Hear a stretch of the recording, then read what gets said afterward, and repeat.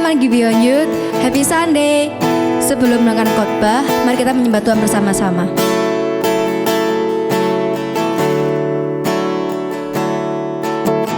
Anugerah-Mu kepadaku tak pernah berubah. Perbuatan-Mu terlukiskan di dalam hatiku. Tercengang-ku dibuat-Mu, ku kagum padamu. Tak ada hal di hidupku yang luput darimu. Kau indah, kau mulia, tiada sepertimu. Ku ingin hidupku menyenangkanmu. Kau terawal dan terakhir, pencipta segalanya.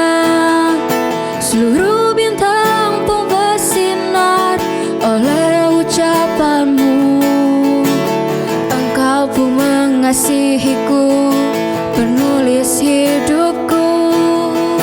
Tak henti segenap nafasku, menyembah-Mu selalu. Ku puji, ku sembah, tiada sepertimu. Ku ingin hidupku menyenangkan-Mu. Segala puji, segala hormat, segenap hatiku menyembah-Mu. Terimalah segenap hidupku sebagai persembahan yang hidup. Kau terawal dan terakhir, pencipta segalanya. Seluruh bintang pun bersinar oleh ucapan-Mu. Engkau pun mengasihiku, penulis hidupku. Tak henti segenap nafasku, menyembah-Mu selalu. Ku puji, ku sembah, tiada sepertimu. Ku ingin hidupku menyenangkan-Mu. Segala puji, segala hormat, segenap hatiku menyembah-Mu. Terimalah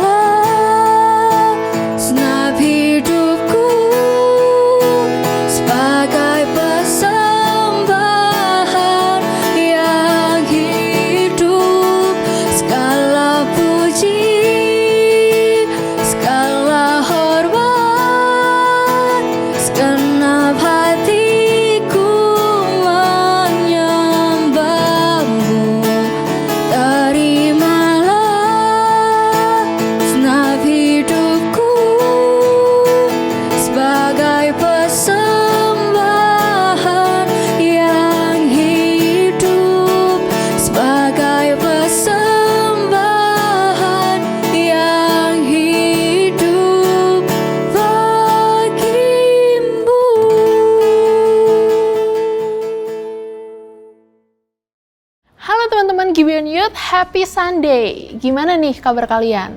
Semangat buat teman-teman yang masih home learning atau yang sedang mengikuti ujian. Tetap andalkan Tuhan dan minta agar hikmat Tuhan menyertai kalian dalam sekolah kalian. Nah, di sela-sela kesibukan kita, aku mau mendorong teman-teman semua untuk tetap berkomunitas di CG dan merenungkan firman Tuhan setiap hari melalui daily devotional yang sudah dikirimkan ke teman-teman semua. Kita melakukan ini karena kita sadar bahwa kita membutuhkan Tuhan dalam setiap aspek kehidupan kita. Nah, hari ini kita akan sama-sama belajar lagi tentang kisah Alkitab dan tema firman Tuhan hari ini adalah A Test in the Wilderness, yang berarti ujian di gurun. Kita akan bahas tentang apa yang terjadi di padang gurun. Sebelum kita lanjut, mari sama-sama kita berdoa. Bapa, kami mengucap syukur atas kasih-Mu dan penyertaan-Mu bagi kami semua Tuhan. Saat ini kami mau mendengarkan firman-Mu, kami mau belajar lagi Tuhan tentang Engkau. Kiranya Engkau memberikan kami hikmat dan bila Roh Kudus boleh menuntun kami sehingga kami bisa fokus untuk mendengarkan firman-Mu dari awal hingga akhirnya. Dalam nama Tuhan Yesus kami berdoa dan mengucap syukur. Amin. Nah, minggu lalu kita sudah belajar bahwa Tuhan membebaskan umat Israel dari perbudakan di Mesir. Mereka juga lolos dari kejaran Firaun dan pasukannya setelah berhasil melewati Laut Merah yang terbelah menjadi dua.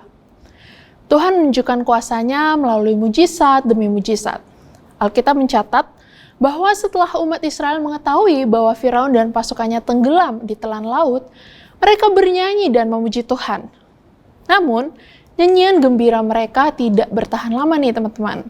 Mereka mulai mengeluh dan meragukan Tuhan pada saat mereka berada di padang gurun selama 3 hari tanpa air. Mereka mempertanyakan kebaikan Tuhan setelah semua yang telah Tuhan lakukan untuk mereka. Kita semua mungkin pernah ada di posisi bangsa Israel. Meskipun kita sudah melihat bagaimana Tuhan bekerja dalam hidup kita, bagaimana Tuhan selalu menjawab doa kita, bagaimana Tuhan menyertai kita melalui masa-masa suram dan sulit di masa yang lalu, bagaimana Dia menyediakan kebutuhan kita, namun saat tiba-tiba ada sesuatu yang tidak berjalan sesuai dengan keinginan kita, kita mulai mengeluh kepada Tuhan. Kita perlu sadar teman-teman, bahwa kita sebenarnya sama seperti bangsa Israel.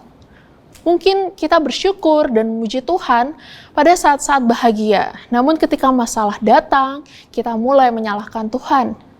Dari kisah ini, kita belajar bahwa Tuhan tidak membawa kita ke padang gurun karena Dia kejam, atau karena Dia meninggalkan kita, tapi Dia melakukannya untuk menguduskan kita. Nah, teman-teman tahu nggak bedanya ateis dan ateis fungsional? Kalau belum, aku bakal jelasin nih. Jadi, ateis itu adalah seseorang yang menolak untuk percaya pada Tuhan.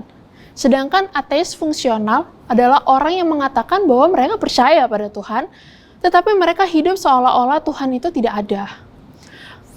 Mereka membuat keputusan di luar Tuhan dan tidak tunduk pada ketuhanannya. Nah, kisah orang Israel dalam kitab Keluaran adalah contoh ateis fungsional. Dalam Keluaran 15, mereka mengeluh kepada Musa karena kehausan di padang gurun dan hati mereka tidak diarahkan kepada Tuhan. Meskipun begitu, Tuhan tetap menyediakan air untuk mereka melalui mujizat. Setelah mendapat air, mereka mengeluh lagi karena mereka lapar. Kita baca sama-sama di Keluaran 16 ayat 2-4. Di padang belantara itu umat Israel bersungut-sungut terhadap Musa dan Harun. Kata mereka, "Lebih baik kalau Tuhan membunuh kami ketika kita masih di Mesir daripada kamu berdua membawa kami ke padang belantara ini dan membiarkan kita mati kelaparan. Setidaknya di Mesir kita tidak pernah kekurangan roti dan daging." Maka Tuhan berkata kepada Musa, "Aku akan memberikan makanan dari surga seperti hujan yang turun dari langit untuk kalian." Setiap hari umat itu harus keluar untuk mengumpulkan makanan secukupnya untuk hari itu saja. Dengan demikian, aku akan menguji apakah mereka mau menuruti perintahku atau tidak. Nah, mengeluh dan mengembara ini konsisten terjadi ya, sepanjang kisah Keluaran loh teman-teman. Ketika Firaun mempersulit umat Israel dengan tidak menyediakan jerami, mereka mengeluh dan meragukan Tuhan. Namun, Tuhan membebaskan mereka. Ketika tentara Mesir mengejar mereka, mereka mengeluh lagi dan meragukan Tuhan kembali. Tetapi Tuhan memberi kemenangan kepada mereka.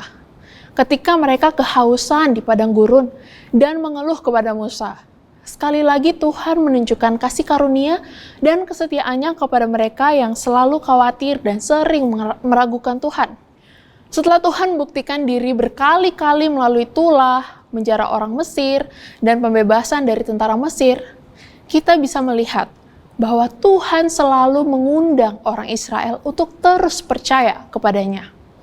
Tapi, bukannya bersandar pada Tuhan dengan iman, mereka selalu takut dan khawatir. Ketakutan adalah akar masalah bagi Israel. Misalnya saat mereka tidak punya makanan, mereka nggak tahu cara untuk mendapatkan makanan, dan akhirnya mereka diliputi oleh rasa takut bahwa mereka akan kelaparan dan mati di padang gurun. Ketakutan itu yang membawa mereka untuk mengeluh dan tidak percaya kepada Tuhan. Bahkan mereka berharap lebih baik mati di Mesir sebagai budak daripada mati di padang gurun. Meskipun orang Israel meragukan Tuhan, mempertanyakan kebaikan Tuhan, dan berjalan dalam ketidaktaatan, namun Tuhan selalu memperpanjang kasih karunia, belas kasihan, dan pengampunannya yang tidak ada habisnya. Kesabaran Tuhan itu sangat dalam, teman-teman. Bahkan saat Israel mengeluh bahwa mereka lebih suka jadi budak daripada kelaparan dan menuduh Tuhan membawa mereka untuk mati di padang gurun, Tuhan tidak murka kepada mereka. Tuhan tetap menjawab mereka dengan kasih. Mungkin ya, kalau saat itu aku yang jadi Tuhan, aku udah gak bisa sabar lagi sih. Mungkin aku bakal kasih hujan api aja deh daripada kasih hujan roti buat mereka. Nah, beberapa ribu tahun berlalu, dan Tuhan tetap sama. Tuhan tetap setia, meskipun kita terkadang tidak mempercayainya. Kita mungkin lari dari Tuhan, kita ragu sama Tuhan, kita mengeluh, kita berpaling dari Tuhan, dan menaruh harapan pada berhala-berhala kita sendiri. Tapi Tuhan terus mencintai kita dan memberikan kita kasih karunia dan belas kasihan yang tidak terbatas. Dalam rasa lapar, kekhawatiran, dan keluhan mereka, Tuhan murah hati dan berjanji menyediakan mana, yaitu roti dari surga kepada mereka. Tapi ada syarat tertentu, yaitu mereka harus mengumpulkan mana sesuai dengan yang mereka butuhkan dalam sehari. Dan pada hari ke-6, makanan yang mereka bawa pulang akan menjadi 2 kali lebih banyak dari hari-hari lainnya, sehingga mereka tidak perlu mengumpulkannya lagi pada hari Sabat. Nah, Tuhan melakukan ini untuk menguji apakah umatnya akan mengikuti perintahnya. Kita bisa membaca kisahnya di Keluaran 16 ayat 13-20. Lalu pada sore itu ada banyak sekali burung puyuh berdatangan dan menutupi perkemahan mereka. Dan pada pagi hari embun sudah turun di sekitar perkemahan mereka. Ketika embun itu sudah menguap, tampaklah sesuatu yang tipis seperti sisik dan halus seperti embun yang beku menutupi permukaan tanah. Ketika umat Israel melihat hal itu, mereka saling bertanya, "Apa ini?" Karena mereka tidak tahu apa itu. Lalu Musa memberitahu mereka, "Inilah makanan yang Tuhan berikan kepada kita. Tuhan memerintahkan agar kalian masing-masing mengumpulkan sebanyak yang dibutuhkan, yaitu 2 liter untuk setiap anggota keluarga." Maka umat Israel berbuat demikian. Ada yang mengumpulkan banyak dan juga ada yang mengumpulkan sedikit.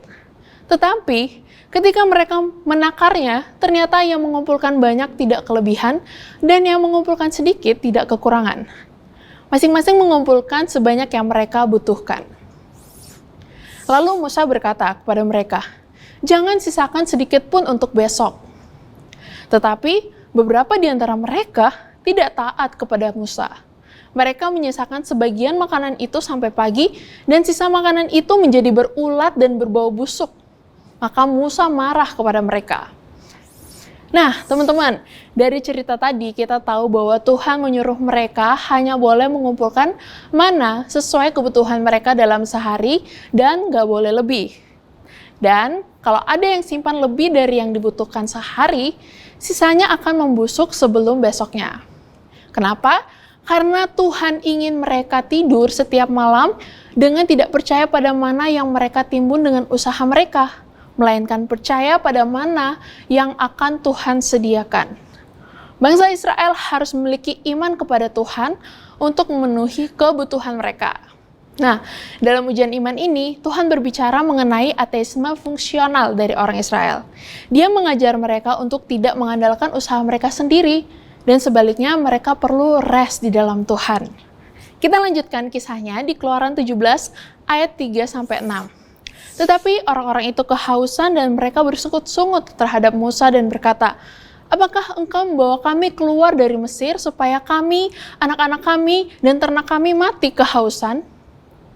Lalu Musa berseru kepada Tuhan, "Apa yang harus aku lakukan untuk menghadapi orang-orang ini? Sebentar lagi mereka akan melempari aku dengan batu." Lalu Tuhan berkata kepada Musa, "Berjalanlah mendahului umat itu, dan ajaklah bersamamu beberapa tua-tua Israel. Bawalah juga tongkat yang kamu pakai untuk memukul sungai Nil. Aku akan berdiri di depanmu di sana, di atas batu di Gunung Sinai. Pukullah batu itu, dan air akan keluar, sehingga bangsa itu bisa minum." Maka Musa melakukan hal itu di depan para tua-tua umat Israel. Orang Israel gagal mempercayai Tuhan. Mereka menyerah pada rasa takut dan mengeluh. Dalam kesabarannya, Tuhan menjawab dengan belas kasihan dan bukan dengan murka. Namun kali ini dia melakukannya dengan sedikit berbeda. Tuhan menyuruh Musa untuk memukul batu dengan tongkat, yaitu tongkat yang sama yang membelah Laut Merah. Ketika Musa memukul batu itu, Tuhan menyediakan air untuk umatnya. Tuhan sebenarnya menyediakan lebih dari sekedar air untuk memuaskan dahaga umatnya. Mujizat ini menunjukkan penyediaan yang lebih besar, yaitu keselamatan di dalam Kristus. Manusia mungkin masih sering tidak beriman kepada Tuhan, namun Tuhan lebih memilih untuk memukul batu daripada anak-anaknya. Ini adalah bayangan hari ketika Dia yang akan mengirim Allah anak, yaitu Yesus, untuk disiksa sekali untuk selamanya demi keselamatan kita. Kita baca dalam 1 Korintus 10 ayat 3-4. Lalu mereka makan makanan rohani yang sama, dan juga minum minuman rohani yang sama, yaitu mereka minum dari batu besar yang menyertai mereka dan yang mempunyai arti rohani. Batu besar itu melambangkan Kristus. Paulus mengatakan bahwa cerita ini menunjuk pada Kristus, yang adalah batu karang yang ditempa untuk keselamatan kita. Paulus berkata, batu karang itu adalah Kristus. Musa memukul batu itu bukan untuk menyerang manusia, tetapi untuk membuat air mengalir demi menyelamatkan orang Israel. Yesus, batu karang itu, dipukul untuk keselamatan kita. Dia mati di saat kita yang seharusnya pantas untuk mati. Sekarang kita minum dari air kehidupan untuk hidup yang kekal. Dalam Yohanes 7 ayat 37-38 dikatakan, waktu tiba puncak perayaan pesta tersebut, yaitu hari ke-7, Yesus berdiri dan berkata dengan suara keras kepada orang banyak yang ada di dalam teras rumah Allah itu, "Siapa saja yang haus di antara kalian, datanglah kepadaku untuk minum. Seperti tertulis dalam firman Allah, orang yang percaya kepadaku, dari dalam hatinya akan mengalir aliran-aliran air yang memberi hidup." Dengan percaya di dalam Yesus, teman-teman, kita minum dari air yang kekal. Hanya karena Tuhan mencintai kita, bukan berarti Dia tidak akan membuat kita melalui cobaan dan kesengsaraan. Justru sebaliknya, karena Tuhan mengasihi kita, maka Dia mengizinkan kita untuk diuji dan bahkan terkadang menderita. Masalahnya adalah, terkadang kita tidak mengerti bahwa kita sedang diuji. Kita melihat pencobaan sebagai cara Tuhan untuk melihat seberapa besar beban yang dapat kita pikul dan seberapa dalam spiritual kita. Inilah mengapa kita menolak rasa sakit yang kita tanggung. Tapi bukan itu yang dimaksud dengan pencobaan. Pencobaan itu bukan supaya Tuhan tahu tentang iman kita, tapi supaya kita tahu tentang iman kita sendiri. Melalui pencobaan dan penderitaan, Tuhan memperkuat dan memperdalam iman kita, sehingga kita dapat berdiri dengan lebih berani untuk Dia. Kita justru bersuka cita dalam pencobaan, karena kita tahu Tuhan sedang bekerja dalam hidup kita. Mana tidak hanya memuaskan kebutuhan bangsa Israel, namun juga menguduskan mereka. Mana tidak hanya mengenyangkan jasmani mereka, tetapi juga memberi makan iman mereka. Penyediaan burung puyuh dan mana adalah agar orang Israel tahu bahwa Dia adalah Tuhan. Itu menunjukkan kepada mereka bahwa mereka perlu mempercayai Tuhan baik secara jasmani maupun rohani. Teman-teman, maukah kamu mempercayai Tuhan? Maukah kamu memuaskan rasa lapar dan hausmu dengan roti dan air hidup? Beberapa orang mungkin berkata bahwa hal terbesar yang dapat Tuhan lakukan untuk mereka adalah menghindarkan mereka dari kesulitan dan masa-masa suram, menjaga kesehatan diri mereka dan orang yang mereka cintai, membiarkan mereka hidup sejahtera, dan lain sebagainya. Tapi sebenarnya, justru hal terbesar yang Tuhan lakukan untuk seseorang adalah hal yang sudah Dia lakukan, yaitu Dia memberikan dirinya sendiri kepada kita. Jika dilihat melalui kacamata Injil, sudut pandang mengenai penderitaan itu berbeda dari dunia, teman-teman. Seperti orang Israel, kita cenderung mengeluh. Ketika kita jujur dengan diri kita sendiri, kita menyadari bahwa kita mengeluh itu bukan karena Tuhan mengecewakan kita, tapi kita mengeluh karena kita ingin Tuhan menyelamatkan kita. Tetapi kita seringkali tidak mengikuti kehendak-Nya dan rencananya. Kita ingin mengikuti rencana kita sendiri. Oleh sebab itu, kita perlu tahu bahwa Tuhan ingin menyediakan dan memuaskan kita melalui setiap langkah dalam kehidupan kita. Mari sama-sama kita ambil waktu untuk bersyukur atas kasih karunia Tuhan yang gak pernah habis dalam hidup kita. Allah rela memberikan anaknya untuk menebus kita dari dosa, sehingga kita memperoleh hidup yang kekal. Berikan kita keselamatan, yaitu hal yang terbesar yang sebenarnya paling kita butuhkan lebih dari apapun. Mari sama-sama kita berdoa. Bapa, kami mengucap syukur atas kasih-Mu yang tidak pernah habis dalam kehidupan kami, Tuhan. Seringkali kami gagal untuk mempercayai Engkau. Seringkali, Tuhan, kami kurang beriman kepada Engkau, Tuhan. Tapi biarlah Roh Kudus-Mu yang ada di dalam hati kami, biarlah Engkau sendiri yang boleh mengajar kami, Tuhan, agar kami selalu dikuduskan lagi, Tuhan, sehingga Tuhan melalui pengorbanan-Mu di atas kayu salib, hidup kami boleh menjadi berkat bagi banyak orang dan boleh membawa kemuliaan bagi nama Tuhan. Bapa, berkati kami, Tuhan, dalam setiap keseharian kami, Tuhan. Berkati agar kami tidak takut, tidak khawatir, tapi kami boleh percaya dan rest di dalam Engkau, Tuhan. Terima kasih ya Bapa.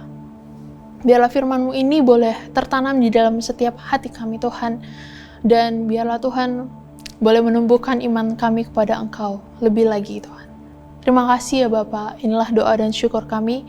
Kami serahkan hanya di dalam nama Tuhan kami, Yesus Kristus. Amin. Terima kasih sudah menonton khotbah ini dari awal hingga akhirnya. Sampai jumpa minggu depan, and happy Sunday!